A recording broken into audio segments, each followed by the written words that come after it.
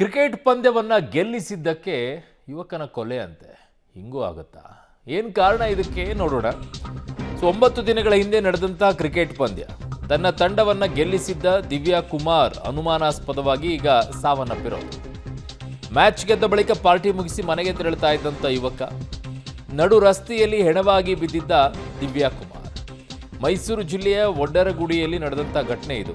ಮೃತನ ಕುಟುಂಬಸ್ಥರಿಂದ ಈಗ ಕೊಲೆ ಅಂತ ಆರೋಪ ಕೇಳಿ ಬರ್ತಾ ಇದೆ. ಮ್ಯಾಚ್ ಗೆದ್ದ ಬಳಿಕ ಪಾರ್ಟಿ ಎಲ್ಲ ಮಾಡಿದ್ದಾರೆ, ಅದನ್ನು ಮುಗಿಸ್ಕೊಂಡು ಮನೆಗೆ ಹೋಗುವಂಥ ಸಂದರ್ಭದಲ್ಲಿ ಸಾವನ್ನಪ್ಪಿದ್ದಾರೆ ನಡು ರಸ್ತೆಯಲ್ಲೇನೆ. ಇದು ಕೊಲೆ ಅಂತ ಹೇಳಿ ಕುಟುಂಬಸ್ಥರು ಈಗ ಆರೋಪವನ್ನು ಮಾಡ್ತಾ ಇರೋದು. ಮೃತನ ಕುಟುಂಬಸ್ಥರು ಕೊಲೆ ಅಂತ ಹೇಳಿ. ಯಾಕೆ ನೋಡಿ, ಅಲ್ಲಿ ದೃಶ್ಯವನ್ನು ನೋಡ್ತಾ ಇದ್ದೀರಾ. ಮನೆಗೆ ಹೋಗುವಂಥ ದಾರಿಯ ಮಧ್ಯದಲ್ಲೇ ಹೆಣವಾಗಿ ಬಿದ್ದಿರುವಂಥದ್ದು ಕೂಡ ಕಾಣಿಸ್ತಾ ಇದೆ. ಇನ್ನೊಂದು ಕಡೆಗೆ ಆ ಪಂದ್ಯಾವಳಿಯಲ್ಲಿ ಅವ್ರು ಗೆದ್ದಿರೋಕ್ಕೆ ಕಾರಣವಾಗಿದ್ದು ಆ ವ್ಯಕ್ತಿನೇ. ನಮಗೆ ಅವರು ಬೈಕಲ್ಲಿ 9:30 ಸಮಯದಲ್ಲಿ ಐಬಿಂದ ಹೊರಟಿದ್ದಾರೆ ಅಂತ ಅಲ್ಲಿರೋ ಹುಡುಗರು ಮಾಹಿತಿ ಕೊಟ್ಟಿದ್ದಾರೆ. ಈ ಬೈಕಲ್ಲಿ ಬಿದ್ದವ್ರೆ ಅಂತ ಕೆಲವರು ಹೇಳ್ತಾರೆ. ನಾವು ಸ್ಪಾಟ್ಗೆ ಹೋಗಿ ನೋಡಿರಲ್ಲ. ಫಸ್ಟು ನಾವು ಬೈಕಲ್ಲಿ ಬಿದ್ದಿದ್ದೇನೆ ಅಂದ್ಬಿಟ್ಟು ಅಲ್ಲಿ ಬೆಳಗ್ಗೆ ಲೊಕೇಶನ್ ಹಾಕೊಂಡು ಎಲ್ಲರೂ ಹೋಗಿ ಹುಡುಕಿದಾಗ ಆ ಜಾಗದಲ್ಲಿ ಒಂದು ಗುತ್ತಿಲಿ ಬಿದ್ದಿರ್ತಾನೆ. ಅಲ್ಲಿ ಏನು ಕಲ್ಲು ಬಂಡೆ ಇನ್ನೊಂದು ಏನೂ ಇರಲ್ಲ. ಆ ಥರ ಜಾಗದಲ್ಲಿ ಅವನು ಬಿದ್ದಿರೋ ಜಾಗ ಅಂತದ್ದು ಆಕ್ಸಿಡೆಂಟ್ ಅಲ್ಲ ಅಂತ ನಮ್ಗೆ ಅನಿಸಿಕೆ. ನಾವು ಫಸ್ಟ್ MLC ಮಾಡಿದಾಗ ಇದನ್ನು ಬೈಕಲ್ಲಿ ಬಿದ್ದಿದ್ದಾನೆ ಅಂತಲೇ ನಾವು ಬರ್ಸಿದ್ದು.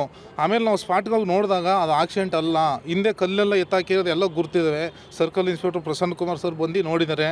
ಆ ಚಾರ್ಜ್ ಗೇಟ್ ಆಗಿರೋದು, ಕಲ್ಲೇಟ್ ಬಿದ್ದಿರೋದು, ಶೀಟಿಗೆ ಕಲ್ಲೇಟೆಲ್ಲ ಗುದ್ದಿರೋದು ಎಲ್ಲ ರೀತಿಯಲ್ಲಿ ಕಾಣ್ತಾ ಇದೆ ಸರ್. ನಮ್ಗೆ ಅನುಮಾನ ಬಂದು ಅದನ್ನು ಹೊಡೆದಾಕಿದ್ದಾರೆ ಅಂತಲೇ ನಾವು ಕಂಪ್ಲೇಂಟ್ ಕೊಟ್ಟು 24ನೇ ತಾರೀಕು ನೈಟ್ ಬಿದ್ದಿರೋ ಸರ್.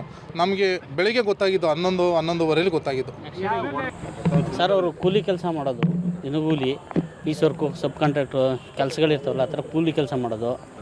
ಯಾವಾಗಲೂ ನಮಗೆ ಈ ಥರ ಸೀಸನಲ್ಗಳು ಮಾತ್ರನೇ ಕೆಲಸ, ಮಳೆಗಾಲದಲ್ಲಿ ಬೇರೆ ರೀತಿ ಯಾವುದೋ ಕೆಲಸಗಳಲ್ಲ. ಆದರೆ ಅವನು ಒಳ್ಳೆ ಕ್ರಿಕೆಟ್ ಪ್ಲೇಯರು. ಅವನ್ನ ತಾಲೂಕಿನಲ್ಲಿ ಹಲವಾರು ತಂಡಗಳು ಬಂದು ಅವನ್ನ ಬೆಡ್ಡಿಂಗಲ್ಲಿ ಒಳ್ಳೊಳ್ಳೆ ರೇಟ್ಗೆ ಬಿಡ್ ಮಾಡಿ ತೊಗೊಂಡೋಗ್ತಿದ್ರು. ಆದರೆ ನಮಗೇನಂದರೆ ಅದಾದಮೇಲೆ ಒಂದು ಪಾರ್ಟಿಯಲ್ಲೆಲ್ಲ ನಡೀತಲ್ಲ, ಅಲ್ಲೇನಾದರೂ ಆಗಿರ್ಬೋದು ಅನ್ನೋ ಒಂದಿದು. ಬಟ್ ಆ ಸ್ಪಾಟ್ ಎಲ್ಲ ಮಾರ್ಜಿನ್ ಮಾಡಿದಾಗ ಬೈಕ್ ಸಿಕ್ಕಿರೋ ಇದಕ್ಕೆ, ಇವನು ಬಿದ್ದಂಥ ಜಾಗಕ್ಕೂ ಅದರ ಸ್ಪೇರ್ ಪಾರ್ಟ್ಸ್ಗಳು ಇದ್ದಂಥ ಇದಕ್ಕೂ ಒಂದಕ್ಕೊಂದು ಸಂಬಂಧ ಇಲ್ಲ. ನಾಗರಾಜ್, ಮರಣೋತ್ತರ ಪರೀಕ್ಷೆಯನ್ನ ಮಾಡಿದಾಗ ಏನು ಎತ್ತ ಅಂತ ಅದು ಕೂಡ ಸಿಗ್ತಿಲ್ವಾ ಮಾಹಿತಿಗಳು? ಏನಂತಿದ್ದಾರೆ ಪೊಲೀಸರು ಈ ಬಗ್ಗೆ? ಇನ್ನು ಮರಣೋತ್ತರ ಪರೀಕ್ಷೆಯ ವರದಿಗಳು ಬಂದಿಲ್ಲ ಅರುಣ್. ಮರಣೋತ್ತರ ಪರೀಕ್ಷೆ ವರದಿಯ ನಂತರದಲ್ಲಷ್ಟೇ ಈ ಪ್ರಕರಣಕ್ಕೆ ಸ್ಪಷ್ಟ ರೂಪ ಬರುವಂತದ್ದು. ಸದ್ಯಕ್ಕೆ ಈಗ ಕುಟುಂಬಸ್ಥರು ಮಾಡ್ತಾ ಇರುವಂತಹ ಆರೋಪ ಇದು ಕೊಲೆ ಅಂತ. 9 ದಿನಗಳ ಹಿಂದೆ ಮೈಸೂರಿನ ಎಚ್ಡಿಕೋಟೆಯ ಬೀಚ್ ನಲ್ಲಿ ಈ ಒಂದು ಟೂರ್ನಿಮೆಂಟ್ ನಡೆದಿದೆ. ಟೂರ್ನಿಮೆಂಟ್ ನ ಫೈನಲ್ ಪಂದ್ಯದ ಇದರಲ್ಲಿ ಒಟ್ಟು 4 ಬಾಲ್ಗೆ 20 ರನ್ಗಳು ಬೇಕಾಗಿರುತ್ತೆ. ಆ ಸಂದರ್ಭದಲ್ಲಿ ದಿವ್ಯಾ ಕುಮಾರ್ ಬ್ಯಾಟಿಂಗ್ ನಲ್ಲಿದ್ದಾರೆ. 4 ಬಾಲ್ಗೆ 20 ರನ್ ಅನ್ನು ಕೂಡ ಹೊಡೆದು ಆ ಒಂದು ಮ್ಯಾಚ್ ಅನ್ನು ಗೆಲ್ಲಿಸಿದ್ದಾರೆ.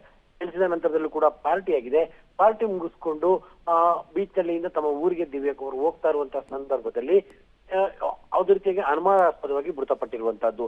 ಅದು ಆರಂಭದಲ್ಲಿ ಅಪಘಾತ ಅಂತ ಭಾವಿಸ್ತಾ ಇತ್ತು. ಆದ್ರೆ ಈಗ ಕುಟುಂಬಸ್ಥರು ಹೇಳ್ತಾ ಇರುವಂತಹದ್ದು ಮ್ಯಾಚ್ ಅನ್ನ ಗೆಲ್ಲಿಸಿದ ಅನ್ನುವಂತಹ ಕಾರಣಕ್ಕೋಸ್ಕರವಾಗಿಯೇ ಈ ಒಂದು ಕ್ರಿಕೆಟ್ ಪಂದ್ಯಾವಳಿಯ ದ್ವೇಷದ ಹಿನ್ನೆಲೆಯಲ್ಲಿ ಕೊಲೆ ಮಾಡಲಾಗಿದೆ ಅನ್ನುವಂಥದ್ದು ಕುಟುಂಬಸ್ಥರ ಪ್ರಮುಖವಾದಂತಹ ಆರೋಪ ಆಗಿದೆ.